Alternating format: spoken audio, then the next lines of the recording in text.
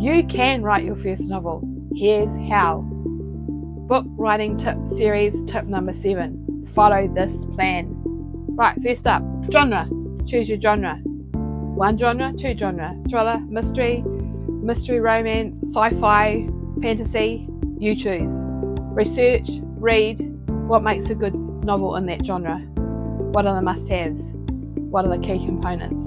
I have 2 videos on that sort of thing. One is must-haves for cozy mysteries, and the other one is thrilling thrillers, how to write a great thriller. So check those out. Next step, is it going to be a character-driven novel? Are you going to have a character that's going to be tested and tried by the whole experience? Is that going to be a main focus of that character's development? Find a character-driven template, there's plenty of them around online, and incorporate those moments and things that your character's going to have to go through in that story and the crescendo of what happens with that person's development into your acts of your storyline. Right, point of view. Decide what point of view you're going to write in. Is it going to be first person or third person? I have a video called Why You Shouldn't Write in First Person, so look that video up. That also details the pros and cons of third person and first person. I prefer third person, but there's some very, very good books I read that have been written in first person, so you decide. Next, time to decide on your word count. Are you looking for a novella, or are you going to write a full novel? Novella is something that is under 40,000 words, and some people say under 60,000 words.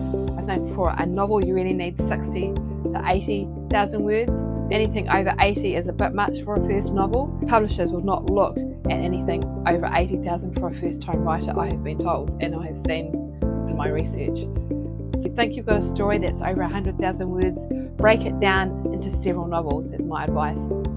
So I decided that I was going to write, when I wrote my first novel, a book that's about 80,000 words. So then I thought, okay, maybe I'm going to aim for about 50 chapters, divided it into, it was roughly about 1,600 on average words a chapter. So that made it achievable for me, and it gave me something to aim for. So make those decisions, that's the next step. Right, storyline plot. What is your plot going to be for this novel? Have you got a one-line storyline hook plot that you could give to a publisher, or you could tell your friend what your book's going to be about? That should not have the resolution of the novel or the issue and the problem in the novel, but it should have the problem, dilemma, situation that your character is and your character. I have a video on that called How to Engage and Captivate Your Reader. It's about writing that first storyline plot, so look that up. Right, next step, plan your acts and your chapters.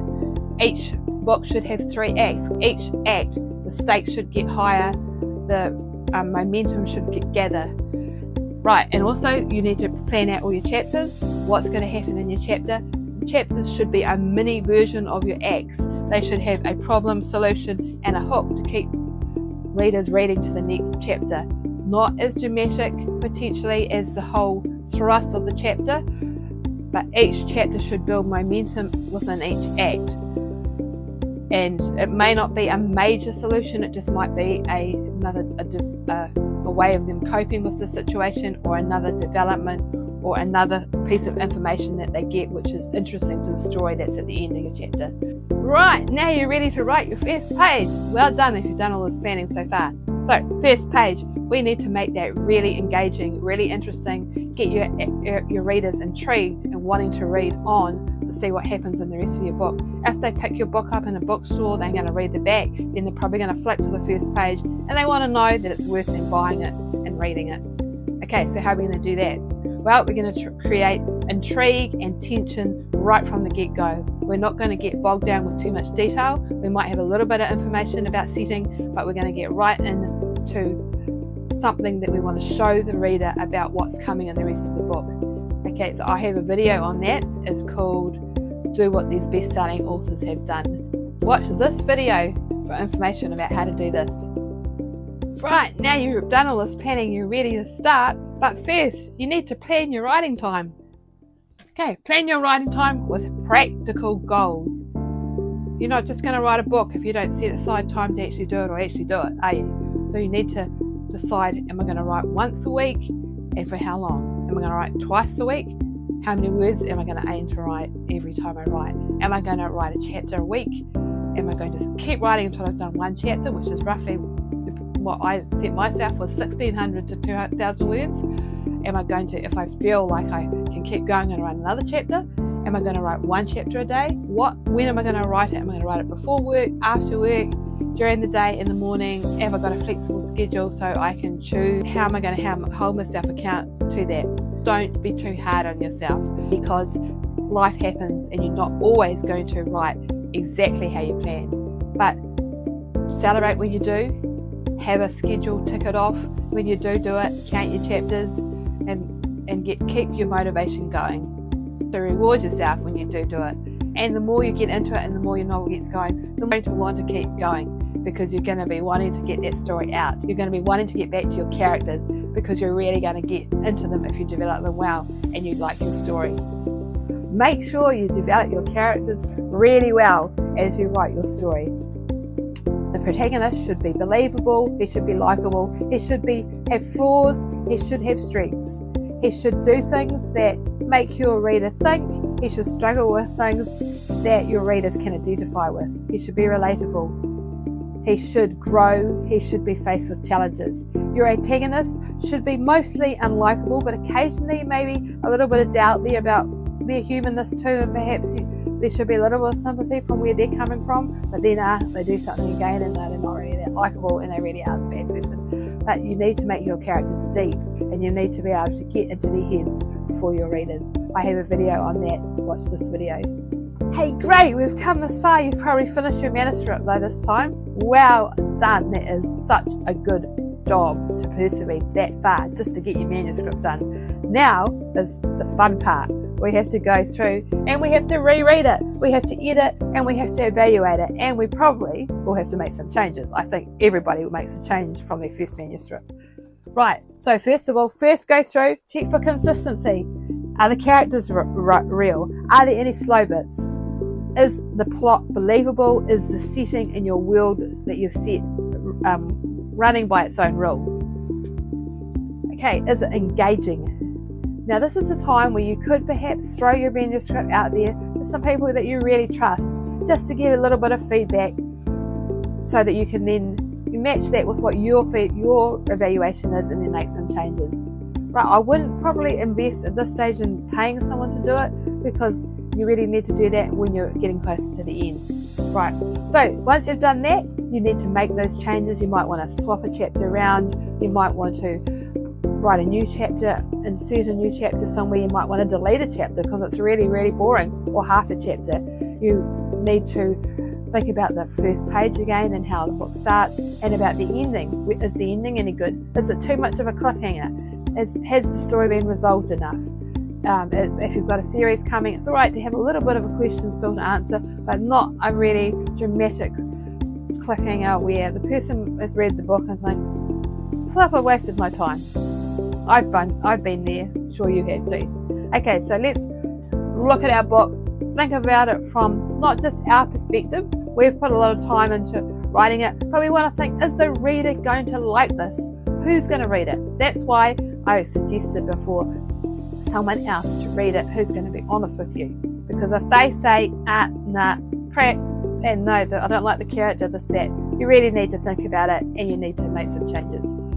Right, next time you read it, you have to reread all what you've rewritten and redone again, just to check on the same things again: consistency, slow bits, characters real, grammar, engagement, plot line, does it flow, so on. And then if you read that again, and you might have some more changes to make, and it just goes on and on until you think you've made enough changes, and then comes the proofreading and the editing and the grammar and the have I got too many said's, have I got too many unnecessary words, and that sort of thing. You sometimes can pick that up when you're doing the other checks, but you're not going to be focusing on the grammar and punctuation to start with.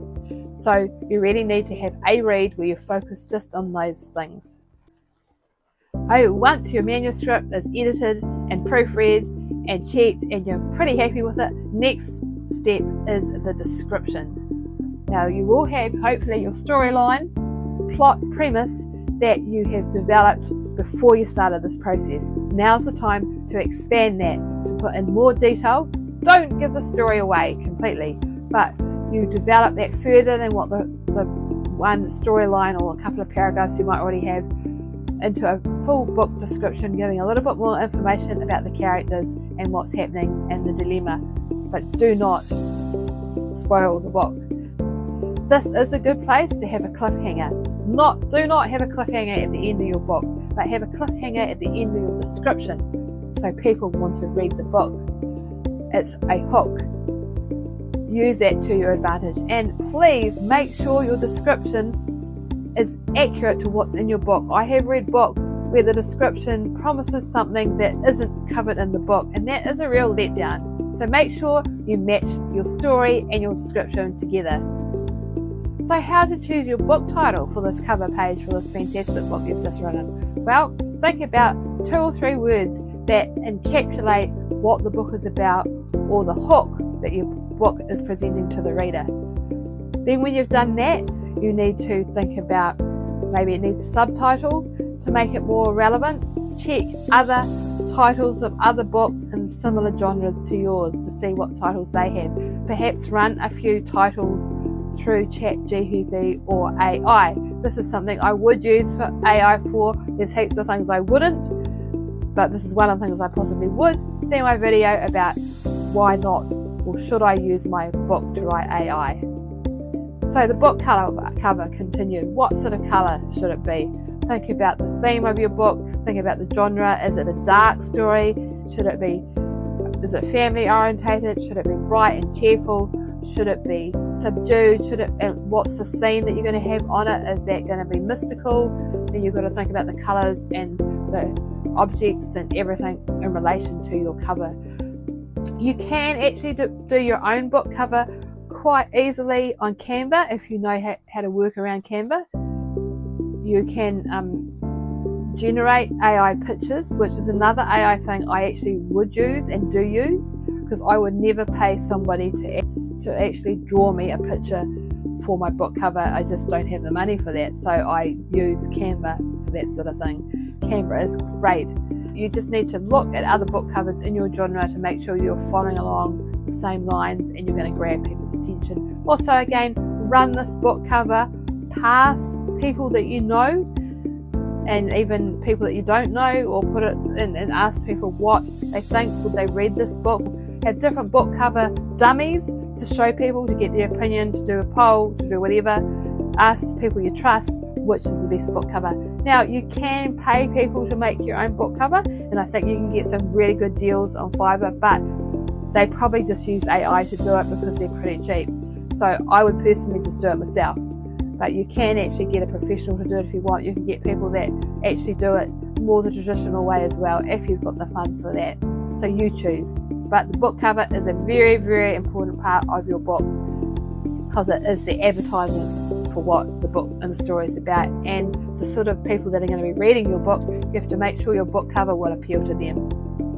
Right, now we've got the fun part done. That's the writing as far as I'm concerned. That's the fun part, and the editing. Now it's the publishing part. That's the tricky part. The publishing part, and then after that comes the marketing part. That is the tricky part. That's the part that I find the hardest. So are you going to self-publish, or are you going to submit your manuscript to a publisher and hope that you're one of the lucky ones? That's for you to decide.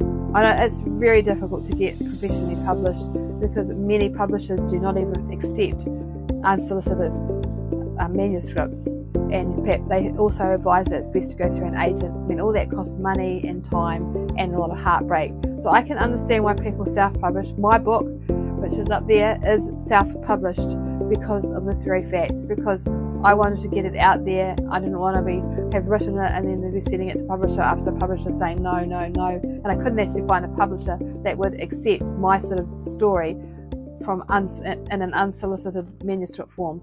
So I decided to self-publish on Amazon. So there are other places that you can publish. I'm not an expert on that, so I suggest you should go and find other videos on publishing and how you can publish a book and where you can publish it. It also is advisable to have as many books as possible in a series to get everything going for your marketing and build your name. And It's going to take a bit longer if you're not using AI, but your book will be way better quality and you will enjoy the process much more if you write it yourself. Okay, marketing. Yeah, I hate that. I like the writing, the being creative, the editing, the characters and that sort of thing. Marketing, I hate marketing. So I would suggest if you're like me and you aren't any good at marketing, get some help. Perhaps do a lot of the other steps yourself or with people that you trust that aren't going to cost you money, but put your money instead into marketing. That's where I'm going.